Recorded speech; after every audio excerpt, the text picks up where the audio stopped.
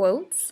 And the first one is when we have really long quotations. Okay, so we talked about in poetry how if you're trying to quote more than 3 lines, you need to make it kind of its own little separate paragraph.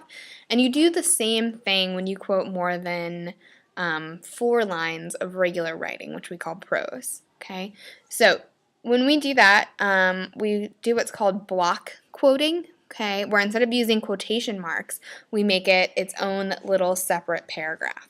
Okay, now when that happens, you need to start the quotation on a new line, okay, with the entire quote indented a half an inch from the left-hand margin. Okay, so you can see I did that down here, and I can change the indenting with this little thing, but I moved it a half an inch over from its original margin. All right, if you've double spaced your paper, you want to keep your block quote in double spaced. Okay, and you only indent the first line of the quotation like you would with a regular paragraph if you're citing multiple paragraphs. So if your quote is actually multiple paragraphs long, then you would indent each of those paragraphs. Otherwise, you don't indent it. Okay, so here's an example.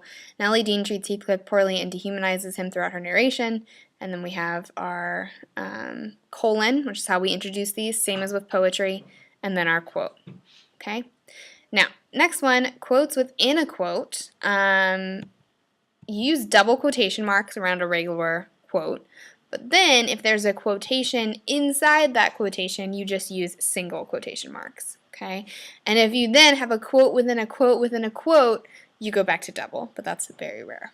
So some examples, John shouted at Steve, "You're doing it all wrong." So notice I have my double quotation marks around the entire thing, single quotation marks around the quote within a quote. I put my punctuation inside the single quotation marks if I'm using a comma or period. And usually just for formatting purposes, we leave a space between the single and the double quotation marks. Okay. All right, so we see the same thing here. That actually left off the end ones.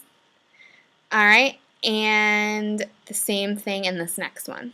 Okay, now looking down at our last example, Joan emphatically said, "We won't sing God Save the Queen." This one I had a quote within a quote within a quote, so I put quotation marks, double quotation marks around my whole thing, single quotation marks around the quote within a quote, double quotation marks around the quote within a quote within a quote, and I put my punctuation again inside my earliest set of quotation marks and a space between the quotes.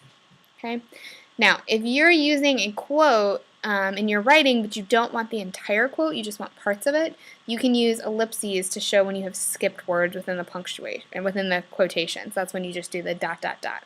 Okay.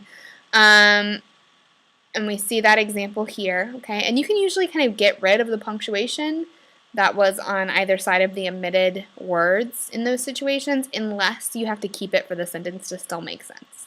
Okay. Now, if you are omitting an entire sentence or more, use 4 dots instead of 3. So we can see in this quote, Thoreau notes, "I learned," and then we just have 3, meaning he skipped just a few words. That if one advances confidently in the direction of my dreams, again 3, 3, and then here we have 4. So that means that instead of skipping just a few words, we actually skipped multiple sentences there. Okay. All right, so just a few more things we need to know about quotes, and let me know if you have any questions.